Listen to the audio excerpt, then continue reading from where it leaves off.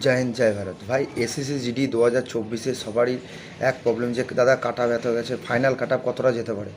দেখো cut off কিন্তু প্রচুর হাই গিয়েছে, প্রচুর হাই গিয়েছে। আমি বেশি টাইম নেব না ভিডিও বানানোর জন্য যে আমি তোমাদের ডিটেলস খুলে বলবো, কারণ আমি সেরকম বড় ইউটিউবার নয় যে আপনাকে ডিটেলস খুলে তোমাদেরকে সব বুঝিয়ে বুঝিয়ে বলবো।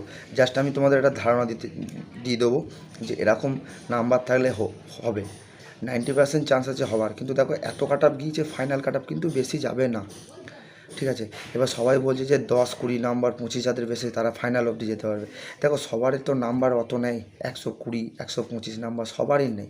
হয়তো 100%-এর মধ্যে যারা ফিজিক্যাল কোয়ালিফাই করেছে 100%-এর মধ্যে 20% ছেলের হয়তো ওরকম নাম্বার আছে, আর 80% কিন্তু নর্মাল, কারো 4, কারো 5, কারো 6, কারো 7, কারো 8 এরকম নাম্বার আছে। তো তারা সব ডিমোটিভেট হয়ে যাচ্ছে যে দাদা এত কাট আপ গেলে আমরা ফাইনালে যেতে পারবো কি পারবো না। তো তাদেরকে আমি বল দিচ্ছি এটা কাট আপ জেনারেল ডিস্ট্রিক্টে আমি ফার্স্ট বলছি। জেনারেল ডিস্ট্রিক্টে যারা ইউআর আছে তারা যদি 10+ থাকে তাদের 100%। দেখো জেনারেল ডিস্ট্রিক্টে এরকমই কাট আপ যাবে, ঠিক আছে। কিন্তু জেনারেল ডিস্ট্রিক্ট এসসি 7 থাকলে সেফ, আমার মতে বলে 7 থাকলে সে ফাইনাল লিস্টে যেতে পারে। দেখো আমি কিন্তু কাট আপ বলছি না যে যেটা শিওর। এসটি 5+ থাকলে ফাইনাল লিস্টে যেতে পারবে, ওবিসি 6 সামথিং, 6 6.5 বেশ।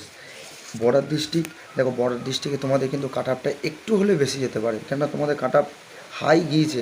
তাও তোমাদের ওই সেম ওই 7-8 যদি কারোর থাকে বর্ডার ডিস্ট্রিক্টে তাহলে 100% ফাইনাল লিস্টে যেতে পারবে, এটা আমার ধারণায়, ঠিক আছে।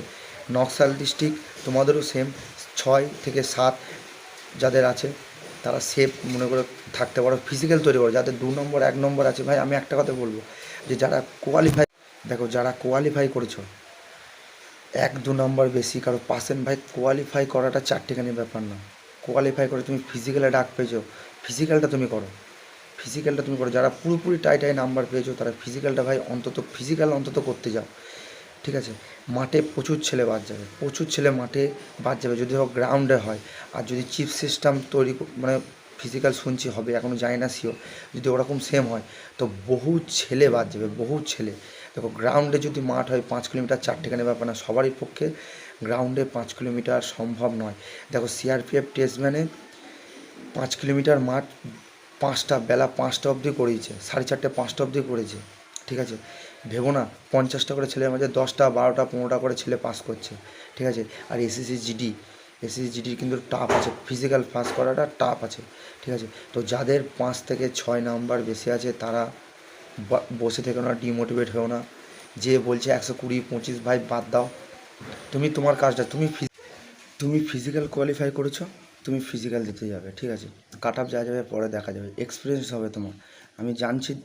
আমি জানি তোমার 2-1 নম্বরে ফাইনাল লিস্ট হবে না, তো তুমি মেডিকেলে অন্তত যদি 2015 কাট আপ দেখো না, 2015 যদি দেখো ফলো করো, 15 কিন্তু কাট আপ হাই গিয়েছিল, কিন্তু ফাইনাল কিন্তু অত যায়নি। হয়তো মেডিকেলে 1 নম্বর বেড়েছিল আর ফাইনাল লিস্ট হয়তো 1 থেকে 2 নম্বর বেরিয়েছিল। তুমি দেখতে পারো পেছনে কাট আপগুলো, ঠিক আছে। ফিজিক্যাল কাট আপ যাদের ক্লিয়ার করেছো, যাদের 6, 5, 7 আছে তারা সেফ নিজেকে ভাবতে পারো। কে কী বলছে দেখবে না, তোমার কাজ তুমি করবে। 20-25 সবাই পায় না, 120-25 সবারই পায় না, ঠিক আছে। তো এইটা বলার ছিল আমার, ঠিক আছে। কেউ বাজে কমেন্ট করবে না, একটা কথা, কেউ বাজে কমেন্ট করবে না। দেখো আমি কাউকে ডিমোটিভেট হওয়ার জন্য ভিডিও বানাচ্ছি না, আমি জাস্ট একটা আশ্বাস দিচ্ছি যে তোমাদের এরকম হতে পারে, ধারণা হতে পারে এরকম। দেখো বড় বড় চ্যানেল রোজগার উইথ অঙ্কিত স্যার আমাদের বলছে 4% বাড়তে পারে, অত বড় ইউটিউবার। তাহলে আমরা জাস্ট একটা ধারণা দিচ্ছি যে এরকম হ্যাঁ হতেও পারে, এরকম হতে পারে যে 4 থেকে 5 নম্বর বাড়তে পারে, এর থেকে বেশি বাড়বে না, হয়তো 6 নম্বর জোর 6।